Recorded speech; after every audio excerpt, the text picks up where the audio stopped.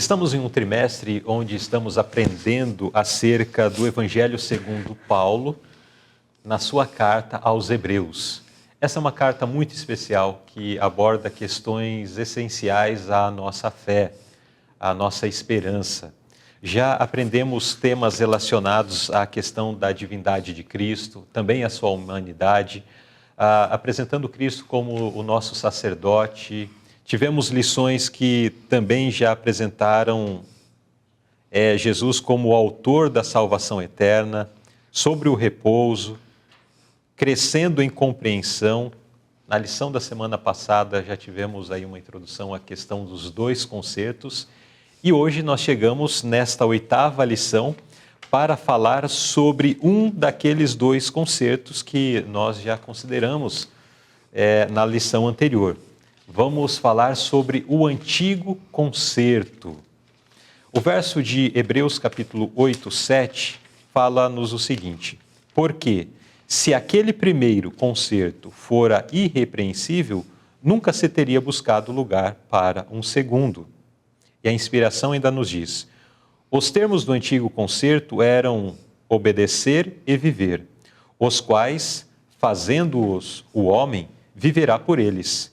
Por outro lado, maldito aquele que não confirmar todas as palavras desta lei para as cumprir.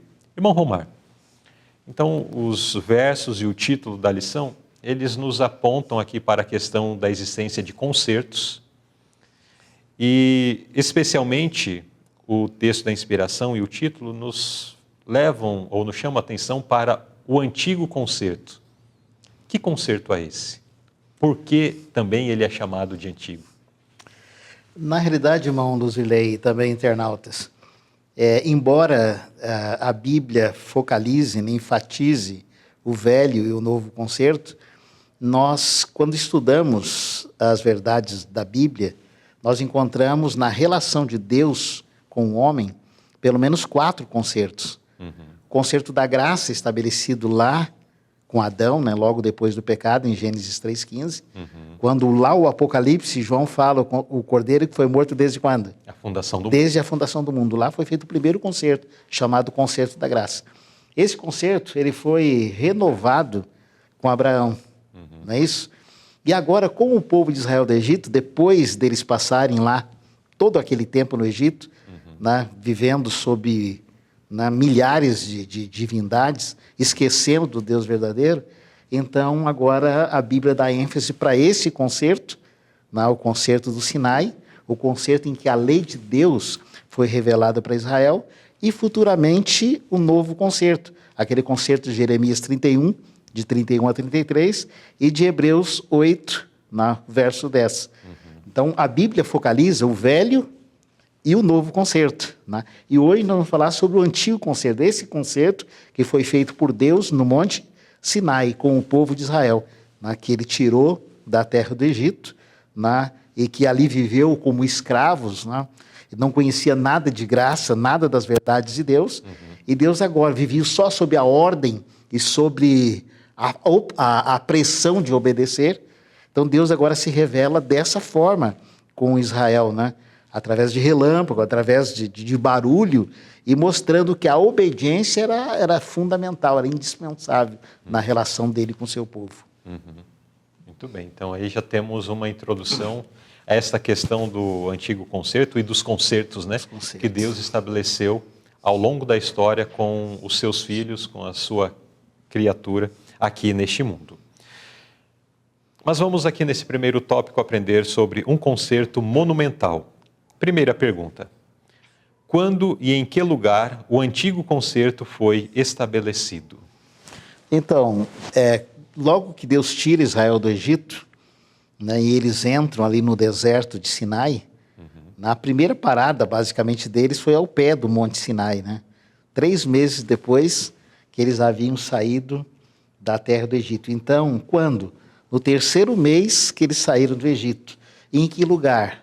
No deserto de Sinai, praticamente ao pé do Monte Sinai. Ali Deus estabeleceu, então, esse concerto com os filhos de Israel. Né? Todas as promessas que se cumpririam dali até Canaã dependiam desse concerto, da fidelidade, da obediência de Israel a Deus nesse concerto.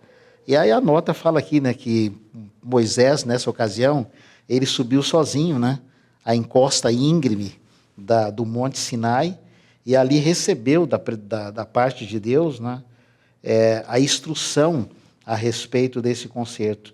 Israel deveria agora entrar numa relação mais íntima e especial com o Altíssimo, para ser incorporado como uma igreja e uma nação sob o governo de Deus. Então agora Deus estava comprando Israel como uma propriedade particular, peculiar. Deus agora prometia levar Israel nos braços até Canaã, concedendo tudo que era indispensável e necessário para que eles pudessem fazer uma viagem confortável, segura, tranquila, né? Mas, em contrapartida, eles precisavam entender que Deus agora era o seu rei, e as leis e orientações provindas de Deus precisavam ser acatadas e obedecidas por eles. Então, neste concerto, Deus é estabelecido como o governante sobre Israel. Governante supremo, né? E as suas leis... Ali começa a teocracia, né? Theos, Deus, cracia, leis. Exato. Quer dizer, Deus seria o rei e as leis e estatutos provinham diretamente dele. Sobre o seu povo para obediência. Para obediência. Pergunta B. Qual era a condição do concerto do Sinai e por que esse princípio é importante?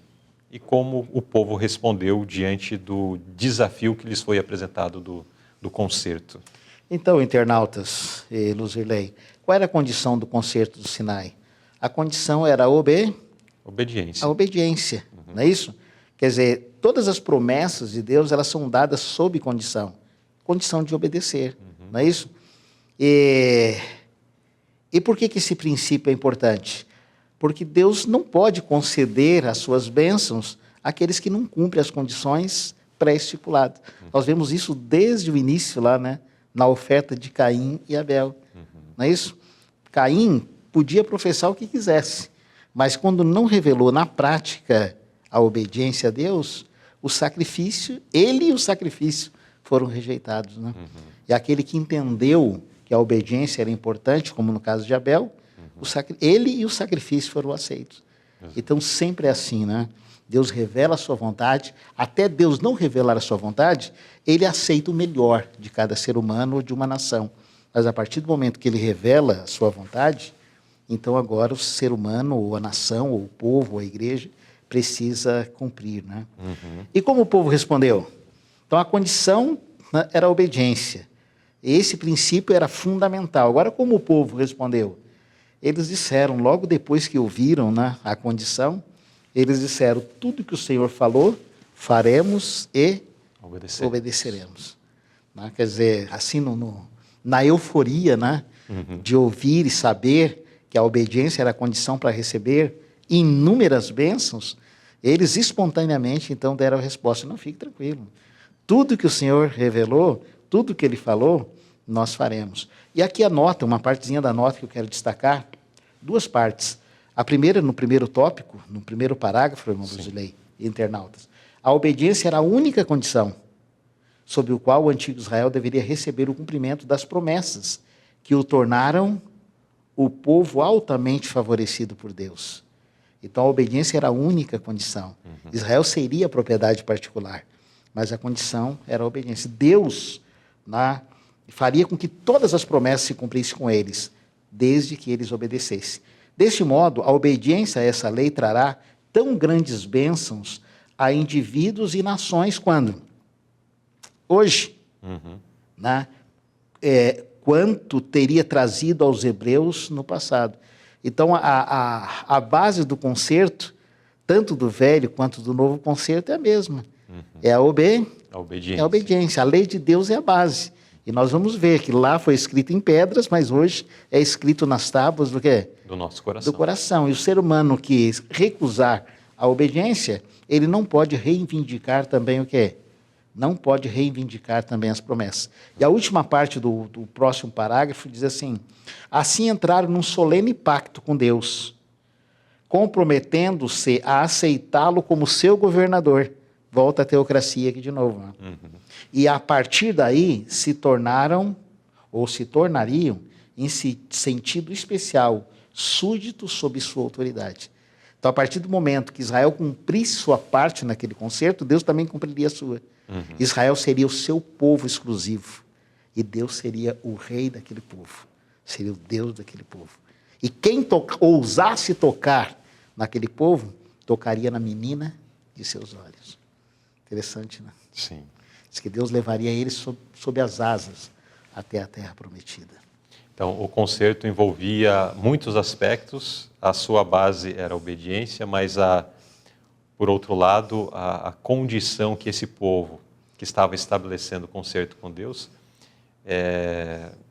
receberia da parte de Deus um cuidado, um carinho, algo muito especial de fato, né? Como Salmos 23, né?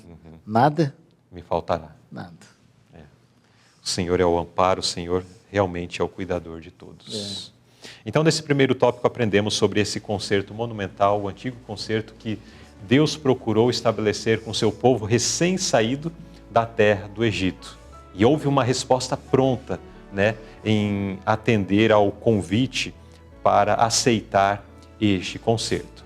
Mas será que o povo estava pronto para obedecer a Deus? Será que o povo tinha condições de cumprir com a promessa que haviam feito? Que as pessoas haviam feito? Nós vamos ver isso no próximo tópico.